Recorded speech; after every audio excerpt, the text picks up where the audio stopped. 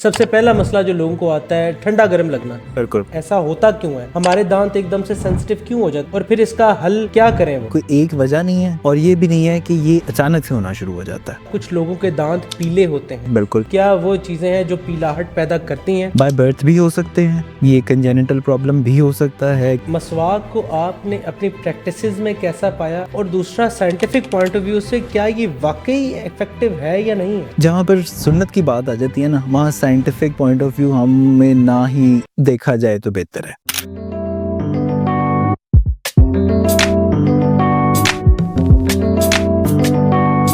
अस्सलाम वालेकुम। ये हमारा ज़िंदगी भर साथ देते हैं और हम इनको ज़िंदगी में सबसे ज़्यादा इग्नोर करते हैं। ये कौन है? ये हमारे दांत हैं। इनकी इम्पोर्टेंस हमें तब पता चलती है जब इनके साथ कोई ना कोई मसला हो जाता है। फिर हम भागते हैं, फिर हमें कोई जगह नहीं मिलती, फिर हम जाते हैं डॉक्टर के पास। फिर जब वो एग्ज़ामिन करता है तो पता लगता है कि मामला सर से ऊपर गुजर चुका हुआ है। हमारे साथ आज मौजूद हैं doctor Hasan Nawaz. He is a dental surgeon. ये बहुत इंपॉर्टेंट टॉपिक है, इसके बारे में बड़ी डिटेल से इनसे बात करेंगे। और आज के एपिसोड के स्पॉन्सर हैं हर्बल ब्लिस। ये हर्बल प्रोडक्ट्स बनाते हैं जो आपकी हेल्थ के लिए बहुत बेनिफिशियरी हैं, किसी किस्म का केमिकल्स नहीं है और बिल्कुल नेचुरल एंड ऑर्गेनिक प्रोडक्ट्स हैं। ज़रूर इस्तेमाल कीजिएगा। अस्सलाम वालेकुम। वालेकुम अस्सलाम। हसन भाई कैसे हैं? अल्लाह का शुक्र जी, बहुत हसन शुक्रिया। भाई, हमारे दांत जो सबसे ज़्यादा हमारा साथ देते हैं सारी ज़िंदगी, और हम सबसे ज़्यादा इनको इग्नोर करते हैं। आपके पास पेशेंट आते होंगे सुबह शाम जिनको पता ही नहीं होगा दांतों को, उन्होंने सारी ज़िंदगी इनका ख्याल नहीं रखा। जब बेड़ा सर से गुजर जाता है तो वो आपके पास आते हैं, तो क्या आपका रिएक्शन होता है? कुछ नहीं जी, पहले तो हम उनको दुआएं देते हैं, उसके बाद हम उनका शुक्रिया अदा करते हैं कि वो हमारे पास आ गए हैं। फिर उसके बाद देखिए, हमारी तो प्रोफेशन में हमें ये सिखाया जाता है कि हम किसी को जज नहीं करते। कोई पहले दिन आ जाए मसला लेके या कोई 10 साल बाद भी आए, हमारे लिए पेशेंट इक्वल वैल्यू रखता है। हम उसको इस बेसिस पे, ना हमारा प्रोफेशन इस चीज़ की इजाज़त देता है कि हम उनको जज करें कि उन्होंने क्यों ऐसा किया। हमारे लिए वो एक बीमार बंदा है जिसको हमने इक्वली ट्रीट करना है, और हमारी कोशिश भी यही होती है। बाकी एज अ इंसान के बहैसियत जो हमसे गलतियाँ हो जाएं या हम कुछ कर जाते हैं हम भी, जी जी, लेकिन कोशिश यही होती है कि हम ना करें। स्ट्रेट आते हैं मसाइल की तरफ जो लोगों को पेश आते हैं। सबसे पहला मसला जो लोगों को आता है ठंडा गर्म लगना। बिल्कुल। मुझे बड़े शॉर्ट में आपने बताना है, पहली बात ये ऐसा होता क्यों है? हमारे दांत एकदम से सेंसिटिव क्यों हो जाता है कि ठंडा गर्म लगना शुरू हो जाता है, और फिर इसका हल क्या करें? वो अदिल भाई, बात यह है कि इसका कोई एक वजह नहीं है और ये भी नहीं है कि ये अचानक से होना शुरू हो जाता है। ये वही बात है कि ये इग्नोर्ड चीज़ है जो कि आहिस्ता आहिस्ता हो रही होती है, लेकिन काबिल बर्दाश्त होती है, और फिर हम उसको इग्नोर करते जाते हैं कि यार ये दर्द तो कर नहीं रही है, खैर है, क्या करना है जाके। फिर जब वो मामला वही सर से ऊपर चला जाता है और वो दर्द शुरू होती है, हम तब रिपोर्ट करते हैं। अच्छा, ये भी यानी कि दांत खराब हुए हैं तो ठंडा गर्म लगता है। ऐसी कोई ये पैदाइशी कोई चीज़ नहीं है? नहीं, हमारे दांत की ना मल्टीपल लेयर्स है।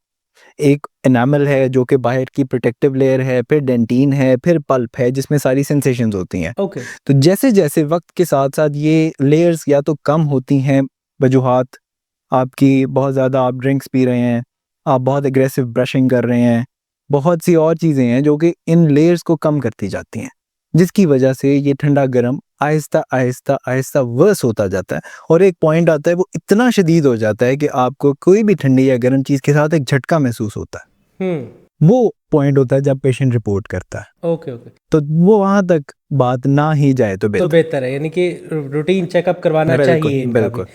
एक छोटी सी दरख्वास्त है आपसे, हमारी वीडियोस को देख रहे हैं, सिर्फ सब्सक्राइब कर देंगे तो हमारी बहुत हेल्प हो जाएगी। अगर स्टैटिस्टिक की बात की जाए तो हमारी वीडियोस के 95% तक व्यूअर्स वो हमारे सब्सक्राइबर्स नहीं हैं।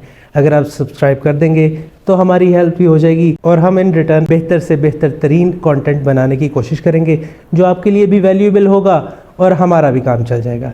जज़ाकल्लाह। दूसरा एक मुझे बताइएगा, कुछ लोगों के दांत पीले होते हैं। बिल्कुल। ये बाय बर्थ भी हो सकते हैं कि ये बड़े होके ड्यू टू सम रीजंस, क्या वो चीज़ें हैं जो पीलाहट पैदा करती हैं, और उनका हल क्या है? बाय बर्थ भी हो सकते हैं, ये कंजेनिटल प्रॉब्लम भी हो सकता है कुछ लोगों में, जो जिसको आम जुबान में कहा जाता है कि इसकी हड्डी पीली है। हड्डी पीली का मतलब क्या है कि उसके जो डेंटिन है, जो एनामल के नीचे वाली लेयर है, वो येलो होती है, किसी की कम तो किसी की ज्यादा। ये रेस के लिहाज से भी फर्क होता है। For example Asian, white, black people में ये सबसे ज्यादा। ब्लैक में पीले होते हैं?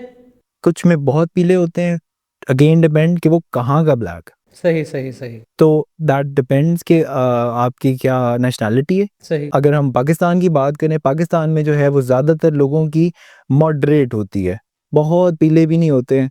फिर आ जाते हैं कि जो बैरूनी जो हमारे इन्फ्लुएंस की वजह से ये होते हैं पीले, जिसमें आपकी ये कोल्ड ड्रिंक्स आ जाती हैं, सही इसमें सही। आपकी स्मोकिंग आ जाती है, इसमें आपकी लैक ऑफ ब्रशिंग आ जाती है कि आप साफ़ ही नहीं कर रहे, बिल्कुल। तो उसके ऊपर एक लेयर जमना शुरू हो जाती है, जिसको आम ज़ुबान में प्लाक भी कहते हैं, टाटर भी कहते हैं, और फिर वो सख्त हो जाता है और फिर वो मज़ीद पीला नज़र सही आना सही। शुरू हो जाता है। हम प्लैग के बारे में और टार्टर के बारे में बात करेंगे, लेकिन उससे पहले एक नॉर्मल हमारे बड़े मसले मसाइल होते हैं जी, दांतों में स्पेसेस आ जाती हैं। बिल्कुल मैं इसमें आपसे 2 क्वेश्चन पूछूंगा। एक है जी दांत टेढ़े होना। बिल्कुल ठीक है, वो हमें बचपन में बताया जाता है जी कि आप, जब माएँ अक्सर कहती थी कि दांतों को ना, जब दांत निकल रहे ज़ुबान नहीं लगानी, दांत टेढ़े हो जाते हैं। ऐसे ही है। ठीक है, और क्या ये रीज़न ठीक है? ठीक है। ठीक है। सेकेंडली आपने मुझे ये बताना है कि दांतों में स्पेसिंग अब या टेढ़े मेढ़े हो गए या स्पेसिंग आ गई, तो हल कैसे होगा? पहली बात ये आपके जो आप पूछ रहे हैं कि जब आ रहे होते हैं हाँ, तो तो क्या माएँ तब कहती क्या थी दांत क्या ना लगा, किया जाए। हाँ ज़ुबान ना बिल्कुल, लगाओ। उसमें एक ये कि ज़बान, जिसको हम अपनी ज़ुबान में कहते हैं पैराफंक्शनल हैबिट्स। पैराफंक्शनल हैबिट्स ये होती हैं कि जिसमें आप बाहर के, मतलब जैसे अंगूठा चूसना, ज़बान से पुश करना, या मुंह में पेंसिल रखना, ये सारी चीज़ें ऐसी हैं जो कि आपके नॉर्मल मुंह के मस्कुलेचर से हट के हैं, अच्छा। कि आप एक अलग से फोर्स लगा रहे हैं जो कि दांत को टेढ़ा कर रही है। ओके। आप कभी किसी बच्चे को देखें जो अंगूठा चूसता होगा, उसके दांत में स्पेसेस होंगी, क्योंकि अंगूठा बार बार प्रेशर लगा रहा है आपके दांत पे, आपके हड्डी पे, और वो दांत बाहर को आ जाते हैं। जब वो बाहर को आते हैं तो उसमें स्पेस आ जाती है, नीचे वाले दांत पीछे और आगे वाले बाहर, तो वो स्पेसेस क्रिएट हो जाती हैं। तो इसका हल क्या करें? ये तो बेड़ा गर्क हो गया। इसका हाल सबसे पहले तो बच्चे की पैंटी लगाएं कि वो चूज क्यों रहा है, ओके और ओके। उससे पहले उस माँ बाप की लगाएं कि जो उसको रोक नहीं रहा। हम्म। माँ बाप भी आजकल एक अजीबोगरीब सी सिचुएशन में आते हैं कि जी हमारी सुनता नहीं है। ओके। हमारे माँ बाप ने कभी ये कहा था? नहीं, पैंटी पड़ती थी। पैंटी पड़ती थी पैंटी और पड़ती हम थी। सीधे थे। हाँ, ऐसा ही। माँ बाप आजकल कहते हैं ये हमारी सुनता नहीं है। क्यों नहीं सुनता? आप सुनाएं, आप उसके एक बेटर फ्यूचर के लिए उसका आज जो है वो उसको रोकें, ताकि उसका कल खराब ना हो। बिल्कुल ऐसा ही है। तो इसका अब हल क्या है? अब दांत टेढ़े हो गए, स्पेसिंग आ गई। हल ये है कि एक तो ये कि उनको सीधा किया जा सकता है ओके। थ्रू ब्रेसेस, जिनको वो तारे लगा के वो ठीक किया जाता है, या अब एक एडवांस टेक्नोलॉजी आ गई हुई है जिसको इनविजिलाइन या अलाइनर्स कहते हैं। अच्छा। वो क्या होता है, एक इनविजिबल प्लास्टिक टाइप शीट होती है जिसका एक पूरा सेट, 20-25 अलाइनर्स का एक सेट होता है, जो कि आपने हर 2 हफ्ते बाद चेंज करना होता है। वो पूरा सेट आपको एक मिलता है, आप किसी भी डेंटिस्ट के पास जाएं, वो कुछ उसके प्रोसेस हैं, वो करके आपको पूरा वो सेट देंगे। और उसका सबसे अच्छी बात यह है कि वो उतारा जा सकता है, को साफ किया जा सकता है, आप कुछ भी खा पी सकते हैं, और उसमें आपका नज़र नहीं आता कि आप कोई ट्रीटमेंट करवा रहे हैं, वो ऑड नहीं लगता। फॉर एग्जाम्पल, अब मैं इस एज में आके, क्योंकि मेरी प्रोफेशनल डीलिंग है, मैंने लोगों से मिलना है, तो वो तारें लगाई हुई अजीब लगती। बिल्कुल ऐसा ही है। और बहुत अच्छी बात ये है कि इसकी कोई एज लिमिट नहीं है। Okay. Even if you are 40 years old, even if you are 50 years old, आप करवा सकते हैं। पहले तो ये था कि जी छोटे बच्चे को लग सकता है, कि उम्र गुजर गई उसके बाद आप नहीं लगवा सकते। इसकी कुछ टर्म्स एंड कंडीशंस हैं कि हमारे दांत की एक खसलत होती है कि वो अपनी जगह पे वापस आना चाहता है। अच्छा। उसको जब अपनी जगह से हटाया जाता है तो उसको लगता है कि मैं अपनी नॉर्मल पोजीशन से हट गया हूँ, तो वो वापस जाने की कोशिश करता है, जिसको कहते हैं रिलैप्स। तो वो रिलैप्स एज के साथ साथ ज्यादा हो जाता है। ये कुदरतन है। ये कुदरतन है, क्योंकि हड्डी मजबूत हो रही है ना। तो वो अगर आप या अगर मैं इस एज में करवाता हूँ तो मेरे उस दांत के वापस जाने के चांसेस बढ़ जाते हैं। तो वो रिटेनर्स पहनने होते हैं, उसकी भी ड्यूरेशन है कि आप रिटेनर्स पहने। ये महंगा प्रोसेस है। ये महंगा प्रोसेस है। वो ब्रेसेस जो तारों वाला था वो सस्ता था? वो भी सस्ता नहीं है, कंपैरेटिवली सस्ता है। अगर आप एक क्वालिफाइड या किसी ऑर्थोडोंटिस्ट से ब्रेसेस ट्रीटमेंट करवा रहे हैं तो still it is going to cost you a bit. Okay. हाँ, तो ये नहीं होगा कि वो बिल्कुल ही सस्ता हो जाएगा। सस्ता हो जाएगा। अच्छा हसन भाई, मुझे एक बात बताएं कि बड़ा एक कॉमन मिथ है कि खाना खाने से पहले ब्रश करना चाहिए या खाना खाने के बाद। I am particularly talking about the breakfast. सुबह नाश्ते से पहले ब्रश करना चाहिए या नाश्ते के बाद?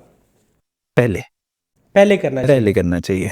ओके। और अगर किसी को ये लगता है कि उसने बाद में करना है तो एटलीस्ट आधे घंटे बाद, आधे घंटे से पहले नहीं। ये नहीं कि आप नाश्ता करें और फौरी उठ के जाके ब्रश कर लें, ये सबसे गलत काम है। क्योंकि हमारे मुंह का पीएच कहते हैं एसिड बेस बैलेंस को।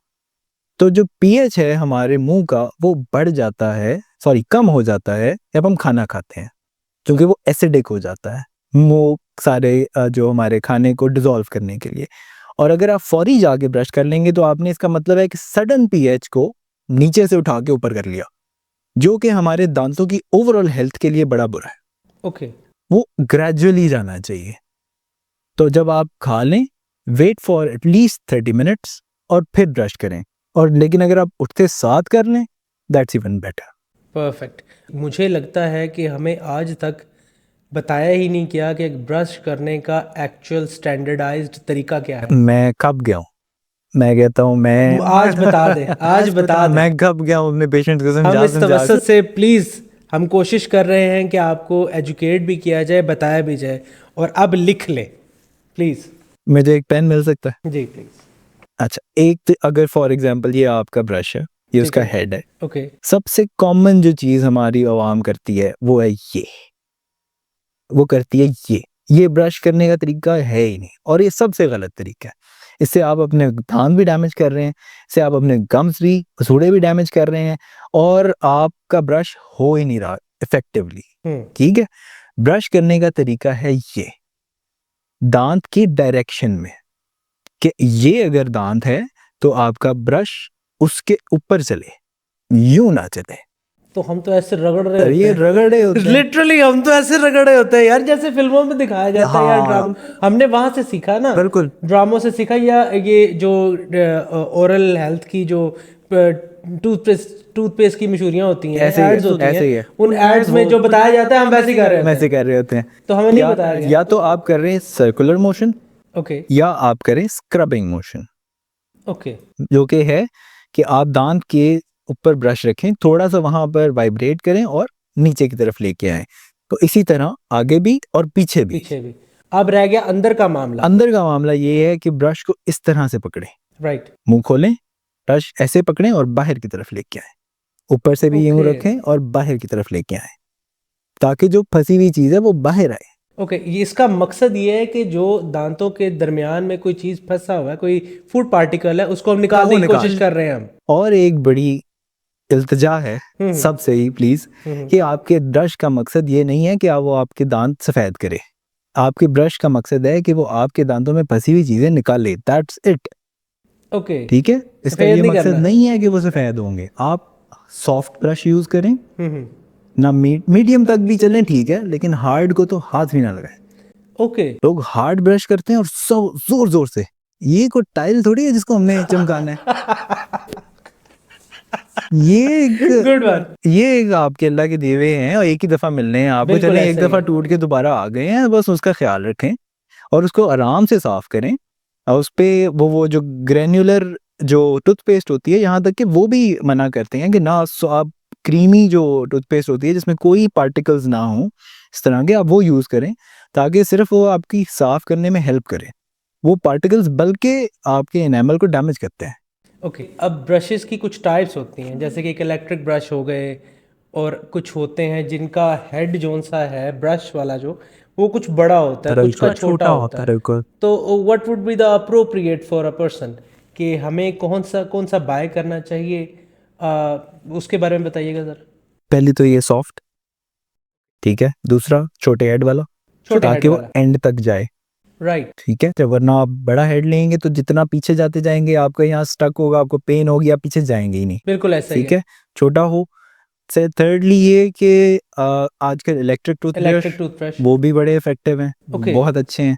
अगर एक अच्छी कंपनी का इलेक्ट्रिक टूथब्रश आप लेते हैं तो वो उसकी बल्कि क्लीनिंग एफिकेसी और बेहतर हो जाती है। राइट, ठीक है। बाकी कुछ ऐसे पेशेंट्स हैं जैसे आर्थराइटिस के पेशेंट्स होते हैं, ओल्ड एज पेशेंट्स होते हैं, हैंडीकैप पेशेंट्स होते हैं, जी जी, तो उनके लिए तो इलेक्ट्रिक ही एडवाइज्ड है। वो तो लाइफ सेवर है ना उनके हाँ, लिए, क्योंकि वो इतना अच्छी तरह कर नहीं सकते, सकते। क्योंकि जैसे बाजू में मसला ये वो, तो वो इलेक्ट्रिक यूज और करें। ये कितनी देर तक करना चाहिए? कुछ लोग जाएंगे लगा के 2 दफ़ा किया चलो जी, कुछ हैं जो 15 मिनट लगाते हैं। कुछ मेरे घर में कुछ बंदे हैं वो 10 मिनट लगाते हैं, 10 मिनट अच्छे से रगड़ाई करते हैं। दोनों एक्सट्रीम्स गलत है। ओके, दोनों एक्सट्रीम्स फिर is there a standardised time और नॉट के 2 मिनट्स जो रिकमेंडेड है? अगर आप सही तरह से कर रहे हैं, अगर आप हर सरफेस को साफ कर रहे हैं, तो आपको कम से कम 2 मिनट लग ही जाएंगे। ओके, गम ब्लीडिंग बहुत ज़्यादा हमारे इन एरियाज में पाई जाती है। ये होती क्यों है gum bleeding? Is it about something related to bacteria और इन्फेक्शन, या ये कोई दांतों का कोई और मसला है जो गम ब्लीडिंग स्टार्ट हो जाती है? गम ब्लीडिंग असल में मसूड़ों की सोजिश की वजह से होती है। आपके जब किसी भी जगह से दांत साफ नहीं हो रहे, तो जो मसूड़ा दांत के साथ अटैच्ड है, उसके नीचे मसूड़े और दांत के दरमियान में एक पॉकेट होती है 2 मिलीमीटर से 3 मिलीमीटर की, जो नॉर्मल उसकी एक विड्थ है। तो उसके दरमियान में जब ये प्लाक और बैक्टीरिया फंसना शुरू हो जाते हैं और वो साफ नहीं हो रहे, वजह यही है कि फूड पार्टिकल था वहां पे और सही से सफाई नहीं हुई। बिल्कुल, और वो उसकी वजह से गम आपका सूज जाता है। सूजने की वजह से वो ब्लीड करता है जब भी उस पर टच किया जाए, तो उसके आपने वहां बल्कि ज्यादा अच्छी सफाई करनी है। सब लोग वहां से सफाई करना छोड़ देते हैं क्योंकि यहाँ पर ब्रश टच किया, ब्लीड होना शुरू हो जाता है। वो एक तो ये कि डेंटिस्ट के पास जाएं, अगर नहीं जाना तो आप कम से कम खुद वहां पर बहुत अच्छी तरह से सफाई करें। हसन भाई, एक जो ऐसे पर्सनल सा क्वेश्चन है जी, आप डेंटिस्ट हैं, आप अगर किसी से सम टाइम आपसे ऐसा कोई बंदा मिलता ही होगा कि जब आप उससे बात कर रहे हैं, कन्वर्सेशन कर रहे हैं, तो उसके दांत हैं टेढ़े, अब आपका ध्यान उस तरफ ज्यादा है, उसकी बात में कम है कि यार ये ऐसे भी ठीक हो सकता था, ऐसे भी ठीक हो सकता, ऐसा कभी हुआ है ना? ऐसा होता है और मेरी नजर ही सबसे पहले ना दांतों पे जाती है। ये पता नहीं क्या मसला एक बन गया, ऐसा ही होता है। जब मैं किसी से बात करता हूँ तो मुझे इंटेंशनली अवॉइड करना पड़ता है कि मैं उसके दांतों को ना देखूं, नहीं कि मेरा ध्यान उधर जा रहा है, वहां चला जाएगा। और जाहिर सी बात है अगले बंदे को आपकी लुक का पता चलता है कि इसने देखा है। बिल्कुल बिल्कुल बिल्कुल, अगला भी थोड़ा सा हो जाए, एम्बैरेस होता है। तो मैं तो जब तक वो पेशेंट खुद अपने मुंह से ना कहे कि मेरे दांत देखो, मैं नहीं देखता। सही सही सही। इसमें एक क्वेश्चन आता है विजडम टूथ के बारे में। Is it something related to wisdom? It is not. Normally तो ऐसे ही समझा जाता है। विजडम टूथ को विजडम टूथ इसलिए कहा गया था कि वही, क्योंकि जब अक्सर वो आता है तो बहुत पेनफुल कंडीशन में आता है, फंसा हुआ आता है। अक्सर लोगों का जॉ इतना वाइड नहीं होता, वो जब आता है तो यही कहते हैं ना कि लग बदा गया है, नकल आ गई है। वो इसकी एक रीज़न है कि इसको विजडम टूथ कहा गया या अकल दाढ़ कहा गया, वरना इसका और ये इसकी निकलने की कोई पर्टिकुलर एज है? 18 से 24-25 साल तक इसमें निकल आते हैं, इसमें ये आ जाता है। और अगर इसे लेट हो तो हो जाता है? लेट भी होता है? लेट भी हो जाता है, लेकिन फिर वो प्रॉब्लम्स क्रिएट करता है। ओके। उसके बाद जॉ ग्रो नहीं कर रहा आपका उतना ही है, वो कहीं ना कहीं या तो उसकी एंगुलेशन बड़ी टेढ़ी होती है, आ भी जाता है तो पार्शली आया है, थोड़ा अंदर है थोड़ा बाहर है, वो और ज़्यादा मसला करता है। मोस्टली पेशेंट्स का ये निकालना ही पड़ता है उन्हें। सही। हसन भाई, हम हैं मुसलमान, इस्लाम को हम फॉलो करते आए हैं स्टार्ट से ही। हमें औरल हेल्थ को लेके इस्लाम में जो सबसे पहली चीज़ बताई जाती है वो है मसवाक। बेशक। मसवाक को आपने अपनी प्रैक्टिसेस में कैसा पाया, अगर किसी पेशेंट को आपने रिकमेंड किया? और दूसरा, साइंटिफिक पॉइंट ऑफ व्यू से क्या ये वाकई इफेक्टिव है या नहीं है? जहाँ पर सुन्नत की बात आ जाती है ना, वहाँ साइंटिफिक पॉइंट ऑफ व्यू हमें ना ही देखा जाए तो बेहतर है। और मैं तो इस चीज़ को मानता हूँ कि मैं उसमें हमें साइंटिफिक पॉइंट ऑफ व्यू ढूंढना ही नहीं चाहिए। वो हमारे लिए बेहतर ही है।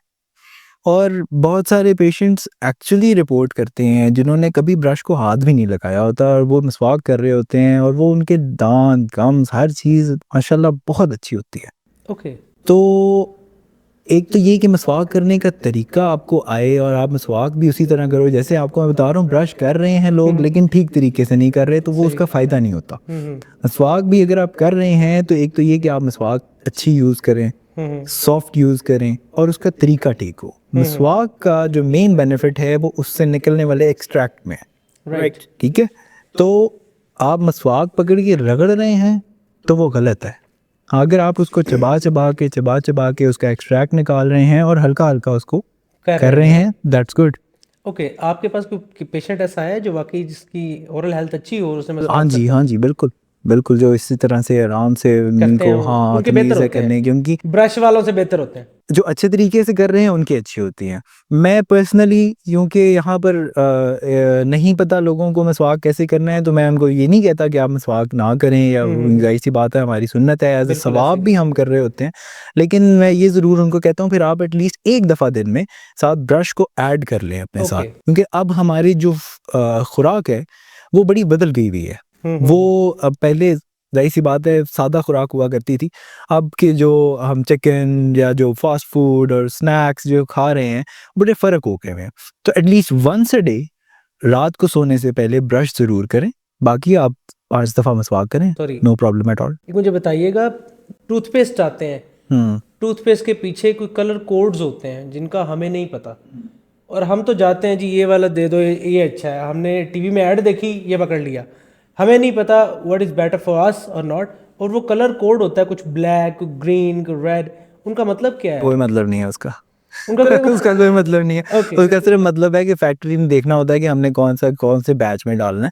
वो ओके। सिर्फ़ वो एक स्ट्रिप सी पीछे लगी होती है। जी, जी। इसका एज़ इन उसके कंटेंट से कोई ताल्लुक नहीं है। ओके, कंटेंट जो है वो अलग चीज़ है। ये वो एक उनकी पैकेजिंग के लिए सिर्फ़ होता है। Okay, okay, okay. कंटेंट में आपने फ्लोराइड देखना है कि उसके कितने पीपीएम फ्लोराइड है। वो आपको ज़ाहिर-सी बात है आपका डेंटिस्ट बताएगा कि कितनी रिक्वायरमेंट है आपकी ओरल हेल्थ के लिहाज से। Okay, okay. हमने मेन जो इंग्रेडिएंट देखना है वो फ्लोराइड है। फ्लोराइड है। फ्लोराइड। वो अच्छा है या बुरा है? वो अच्छा है। वो अच्छा वो है। एक हद तक अच्छा है।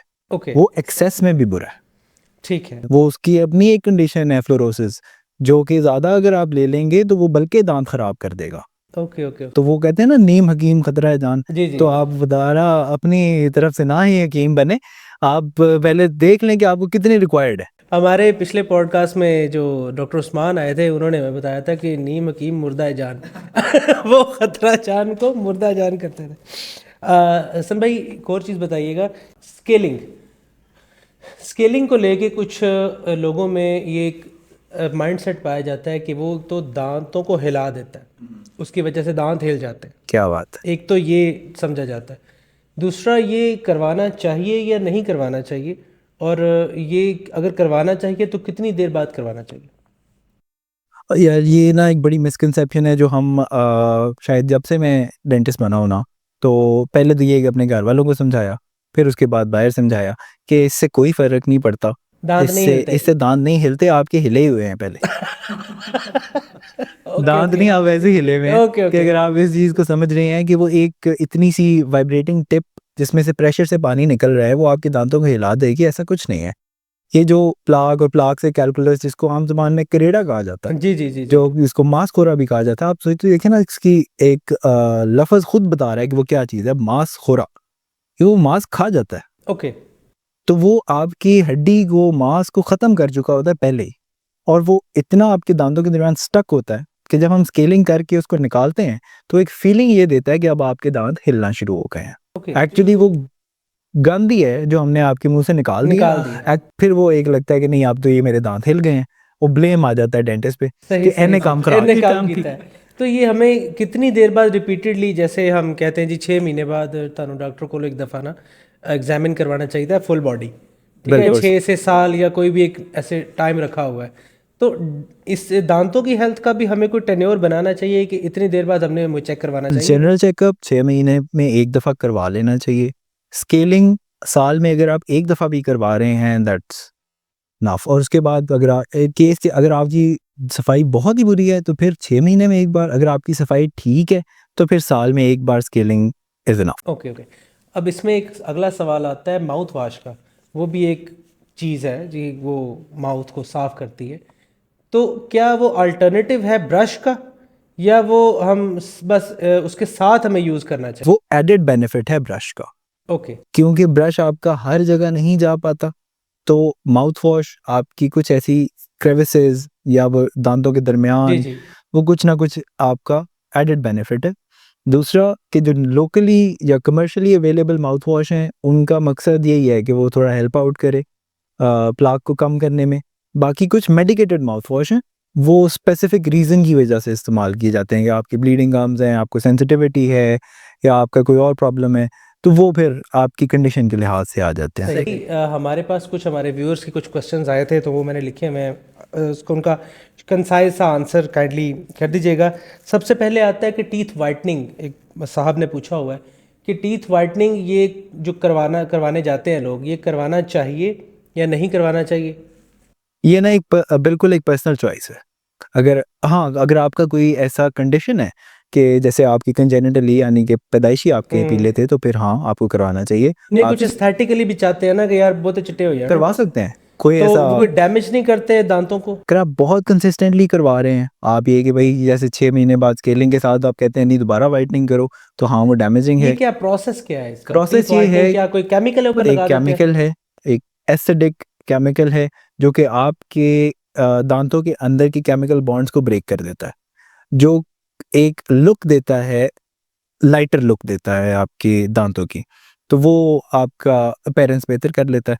लेकिन अगर आप बहुत रिपीटेडली कराएंगे वो वीक होते जाएंगे और एट द एंड आपके वो तो वो ऊपर वाली लेयर को डैमेज कर रहा है ना? डैमेज नहीं कर रहा, आपकी लेयर को वीक कर रहा है। ठीक है, तो वाकई फिर ज्यादा करेंगे तो ज्यादा करेंगे तो वो खराबी बिल्कुल की तरफ खराब हो जाएंगे। जाएगा, बिल्कुल ऐसे ही Right. है। ओके, सेकंड क्वेश्चन जो एक साहब, ये खातून है, उन्होंने पूछा है बच्चों के टीथ के हवाले से कि बच्चों के अभी दूध के दांत हैं और वो अक्सर बच्चे कैंडीज़ वगैरह खाते हैं और वो सड़ जाते हैं, तो उसको एक तो ठीक कैसे करें और उसको रोका कैसे जाए? बच्चों के टीथ की हेल्थ के लिए भी तो हमें कोई ना कोई प्रोडक्ट होगी या कोई तरीका कार होगा। अब उनकी स्केलिंग तो नहीं हम करवा सकते, हाँ, तो क्या करें कि बच्चों के दांत ठीक रहें? And I am particularly talking about जो उनके दूध के दांत। बिल्कुल। अच्छा, मैं इसमें आपसे एक सवाल पूछता हूँ, आपका क्या ख्याल है कि बच्चे की ब्रशिंग कब स्टार्ट करनी चाहिए? 1 साल 2 साल 2 साल, जब उसके दांत निकले कर देनी 6 चाहिए। महीने, यानी कि जब दांत निकले का वो जो पहली जो कहते हैं ना ननिहाल दी, वो जड़ी आ कि गई, 2 दांत आ गए पहले। राइट राइट वो राइट। जो छोटी दुनिया आती है ना, तब से ब्रशिंग शुरू होनी चाहिए और ओके। उसके बाद थ्रू आउट लाइफ। तो अच्छा, ये हम तो उसके दूध के दांत जब तक जब रहते तक हैं नहीं हम तो होते स्टार्ट ही हम नहीं कहते कराते हैं ना। जी ब्रश कैसे ही करें, लेकिन तब से ब्रशिंग शुरू होनी चाहिए आहिस्ता आहिस्ता, और अपनी निगरानी में होनी चाहिए। जाहिर सी बात है, बच्चा तो खुद कर नहीं सकता, जी पहले आप बिल्कुल। खुद करेंगे, फिर जब वो 2 साल 2.5 साल का हो जाएगा, फिर आप उसको आदत डालें कि अब वो शुरू करे। मेरा 1.5 साल का बेटा है और मैं मतलब इट्स इन्फोर्स्ड, क्या है, वो रोए जो मर्जी करे, रात को वो ब्रश किए बगैर नहीं सोएगा।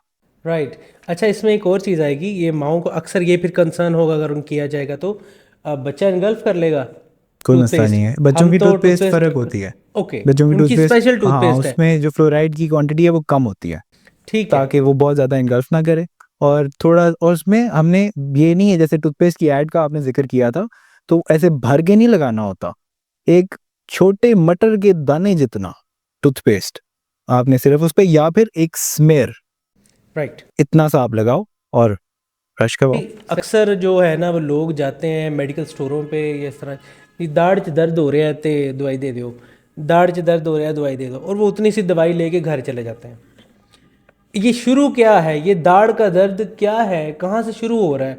और इतने लोगों को कंसिस्टेंटली, और वो रिलक्टेंट है डेंटिस्ट के पास जाने से, रादर देन वो कहते हैं कि जी इतों कोई दवाई लेके तो जुगाड़ कर ले। हमारे पास पेशेंट रिपोर्ट ही तब होता है, ये हमारा एक अलमिया है, हमारे इस पूरे नेशन का अलमिया है। मैंने लाहौर में भी प्रैक्टिस किया है, मैंने कसूर में भी प्रैक्टिस किया है, और मल्टीपल सेटअप्स पे प्रैक्टिस किया है। ये नहीं है कि कोई एक जगह जाकर ये प्रॉब्लम है।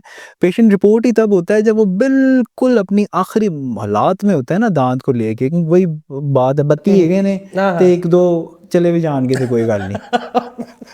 तो वो गुजारा 32 के 32 की हिफाजत करें और वहां तक बात जाने ही ना दें कि जब वो छोटी कैविटी है, जब वो स्टार्टिंग है, इसीलिए 6 महीने में एक दफा चेकअप आपने करवाना है, ताकि कोई इनिशियल फेज में वो पॉइंट आपका पकड़ा जाए, सही। वो बात दर्द तक जाए ही ना। बिल्कुल वो सही। आते हैं तब जब बिल्कुल दर्द पे पहुंचा होता है, इन्फेक्शन स्प्रेड हो गया होता है, दांत सड़ गया होता है, और नीचे इतनी बड़ी जो है ना वो सिस्ट बनी होती है जिसको, ओके। तो वो उसको हम या तो फिर ट्रीट करेंगे तो वो बहुत पेनफुल होगा, बहुत एक्सपेंसिव होगा, मल्टीपल विजिट्स रिक्वायर्ड होंगे, और या वो दांत ज़ाया हो जाएगा। सही सही सही। हसन भाई, ब्रश दिन में कितनी दफ़ा करना चाहिए? बड़ा सीधा सा सवाल। Minimum 2 times, 2 time. सुबह उठ के और रात को सोने से पहले। आखिरी चीज़ आपकी ये हो कि आप ब्रश करें और फिर सो जाएं। ये 2 दफ़ा करना लाजमी ये है। 2 लाजमी। तीसरी दफ़ा करें? तीसरी दफ़ा अगर आपको महसूस होता है कहीं दरमियान में कि आपको ये कोई बैड ब्रेथ है या कोई आपने कोई ऐसी चीज़ खाई है कि जिसके बाद होगा आपका कुछ स्टक है, तो आप तीसरी दफ़ा भी कर सकते हैं। एक और इसमें क्वेश्चन आता है डेंटल फ्लॉस। हम धागा लेके, एक तो घर पे नॉर्मल धागा नलकी से उतारा तो उससे हमने कर लिया, तो क्या वो ठीक है, या जो मेडिकेटेड फ्लॉस बाज़ार में अवेलेबल हैं वो करने चाहिए? मेडिकेटेड फ्लॉस ही रिकमेंडेड है, धागा या इस तरह की चीज़ें, क्योंकि वो डिफरेंट मटेरियल्स ऐसे बने होते हैं जो कि बल्कि आपको दांत के दरमियान में ज़्यादा अंदर जाके या कहीं स्टक होके प्रॉब्लम क्रिएट कर ओके, वो खुद भी तो उनका धागा उतर के फंस सकता है। ये जो Right. फ्लॉस हैं ये वैक्स्ड होते हैं, ओके। तो इसका अंदर जाना आसान होता है, इसका क्लीनिंग बड़ी इफ़ेक्टिव होती है और एक दफ़ा दिन में कम से कम ये कर लेना चाहिए, क्योंकि दांतों के दरमियान रश नहीं जाता। उसको साफ करने के लिए आपको फ्लॉस ही यूज़ करना पड़ेगा, या फिर इंटरडेंटल ब्रशेस होते हैं, बहुत छोटे-छोटे से ब्रशेस होते हैं जो दांतों की स्पेसेस के दरमियान चले जाते हैं, या फिर आप वो यूज़ करें। तो ये फ्लॉस दांतों में स्पेस पैदा करता है? दांतों में स्पेस कैसे पैदा करेगा? क्वेश्चन है, आया है हमारे पास, लिटरली आया है। अच्छा, कि जी फ्लॉस हम करते हैं, धागा दरमियान में फिर रहा है तो वो स्पेस पैदा कर देगा? नहीं करेगा, नहीं करेगा। एक बिल्कुल कुछ नेचुरल स्पेस भी तो होती होगी, नेचुरल वो उसी स्पेस में है, वो तो ऐसे ही है, तो उसी में वो चलता होगा। वो वहीं उसी स्पेस को तो वो साफ करेगा।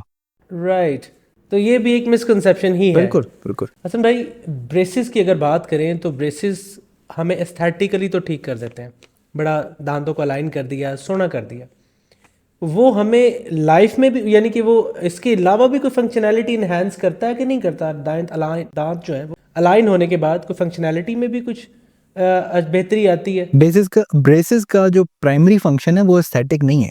ब्रेसेस का प्राइमरी फंक्शन है आपकी बाइट को ठीक करना। ओके, ये एस्थेटिक उसका एक एडेड फंक्शन है। राइट। ठीक है, एक्चुअली हमने दांत को की बाइट ठीक करनी है। आपका दांत आगे मिल रहा है, टेढ़ा मिल रहा है, तो वो प्रॉपरली आपस में जब मिल ही नहीं रहे तो फिर आप एस्थेटिक ठीक करके क्या करेंगे? मेन मकसद है कि हम उन दांतों को इस पोजीशन में लेके आए कि वो सारे के सारे एक जगह पे एज अ हार्मोनियस वो बाइट में मिलें कर सके, और फिर वो साथ आपकी एस्थेटिक भी बेहतर कर देते हैं। वाह, ये मुझे पहली दफ़ा पता चला। हसन भाई, एक और चीज़ बताइएगा, अक्सर कोई चीज़ खाते हुए कुछ चबाते हुए सम टाइम अंदर में कंकर आ जाता है, ठीक है? अब कंकर आया, एकदम से आपने बाइट किया तो वो आपके दांत को डैमेज भी कर सकता है, उसका क्या हल है? उसका हाल ये है, डैमेज कैसे कैसे कर सकता है वो? हाल तो उसका यही है कि कंकर निकाल के खाएं लेकिन ये अल्लाह की तरफ से बड़ी एक, अगर आप सोचें तो बड़ा अच्छा एक रिफ्लेक्स है हमारा, कि हमारे दांत के नीचे ना छोटे छोटे फाइबर्स होते हैं, उनको हम पेरिडोंटल लिगामेंट्स कहते हैं।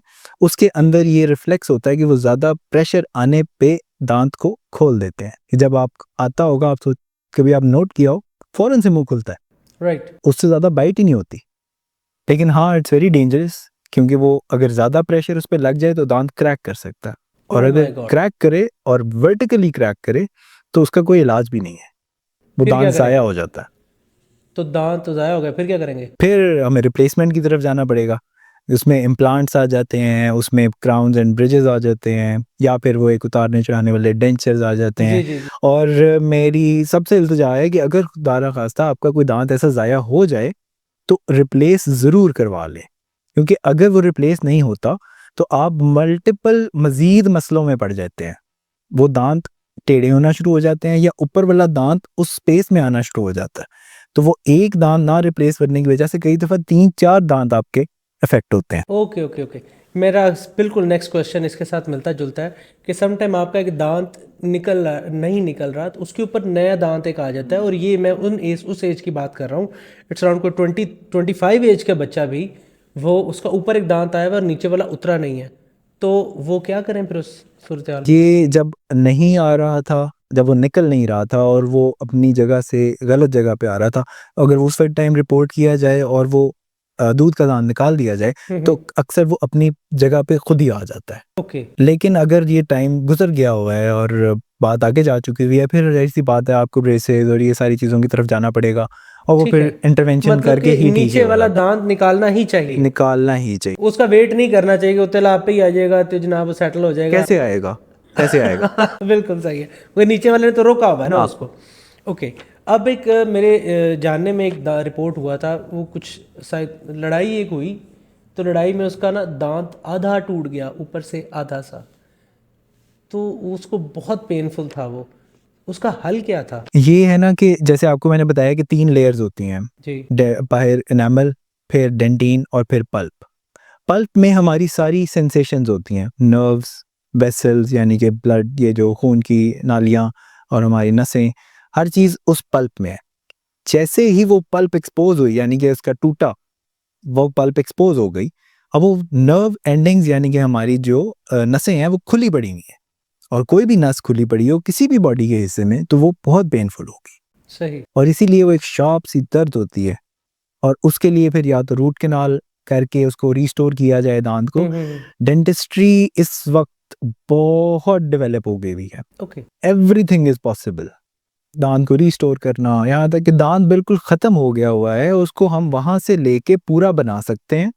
अगर निकल गया है तो हम नया लगा सकते हैं, इस तरह का, जिसको इम्प्लांट कहते हैं। सही। इम्प्लांट जड़ से लेके ऊपर तक एक नया दांत बन जाता है। वो क्या बात है। ठीक है ना?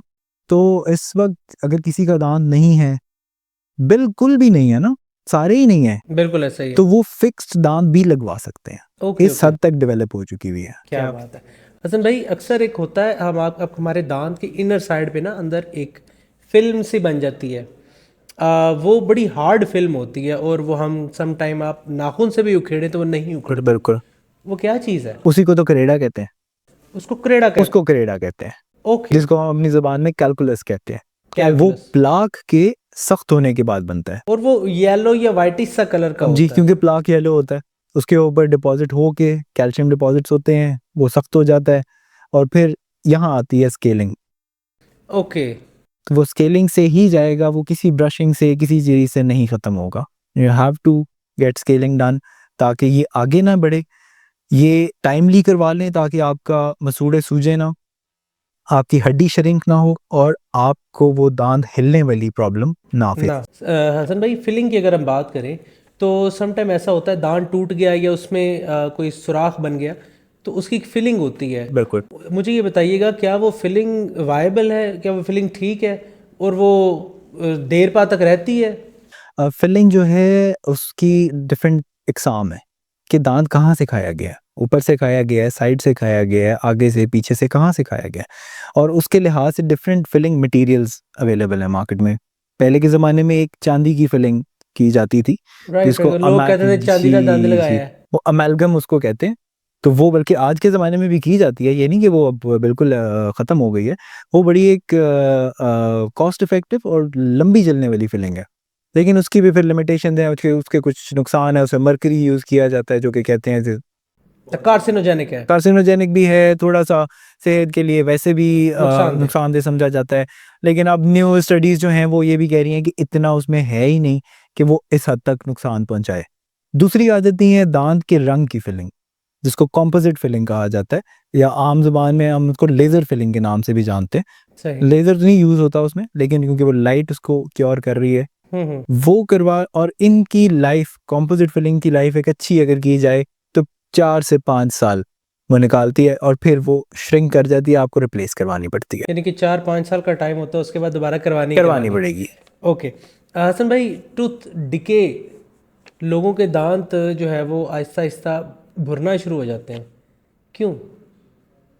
या तो सफाई नहीं ठीक हो रही होती, जहां पर भी खाना फंसेगा, जहां पर खाना स्टक होगा, चिपचिपी चीजें, कैंडीज, ये वो, बच्चों के दांत क्यों ज्यादा खराब होते ओके ओके। हैं कि कैंडीज जो हैं या कोई जेलीज हैं वो दांत पे चिपक जाती हैं। जब वो चिपक जाती हैं तो बैक्टीरिया जो हैं वो उस चिपकी हुई चीज को खाते हैं, वहां पर एसिड रिलीज करते हैं। जब वो एसिड दांत पे रिलीज होता है तो वो दांत को आहिस्ता आहिस्ता से खत्म गलाना करना शुरू शुरू कर कर देता देता है, है। ओके जिसको ओके। आम जुबान में कहते हैं कीड़ा लग गया है। वो कीड़ा नहीं लगा, वो आपको उस एसिड ने आपका दांत को गला दिया है। सही। हसन भाई, at the end of the day हम चाहेंगे कि आप ऑडियंस को कोई पब्लिक मैसेज अगर देना चाहें तो उन्हीं की बेहतरी के लिए प्लीज़। पब्लिक मैसेज यही है कि थोड़ा सा अपने आप पे रहम करें, और क्वैकरी को थोड़ा सा ख़त्म करें कि आप ऐसे अनक्वालिफाइड किसी बंदे के पास जाते हैं और मज़ीद अपना नुकसान करवा के आते हैं। तो उससे बेहतर है कि आप थोड़े सा, हाँ ठीक है, डेंटिस्ट आर एक्सपेंसिव, मैं मानता हूँ। वो जो सेटअप करके बैठे हुए हैं, जिस क्वालिटी की वो काम कर रहे हैं, जो स्टरलाइजेशन वो फॉलो कर रहे हैं, उस चीज़ को वो चार्ज करते हैं, लेकिन वो उस पेशेंट की बेहतरी के लिए चार्ज करते हैं। सही। तो आप सिर्फ इसलिए कि क्योंकि 2 पैसे ज़्यादा लग जाएंगे तो आप अपना नुकसान करवा लें, अपनी सेहत का नुकसान करवा लें, तो बेहतर है कि आप किसी क्वालिफाइड बंदे के पास जाके। हसन भाई बहुत शुक्रिया आपके टाइम का, हमारे पास आपका टाइम देने का। मैं आपको एंड पे एक छोटी सी बात कहना चाहूँगा, इन्होंने सारी उम्र आपका साथ देना है, थोड़ा सा आप इनका साथ भी दे दें। अपना बहुत सारा ख्याल रखिएगा। अगले एपिसोड मुलाकात होती है, लाइक और सब्सक्राइब कर दीजिएगा। जज़ाकल्लाह।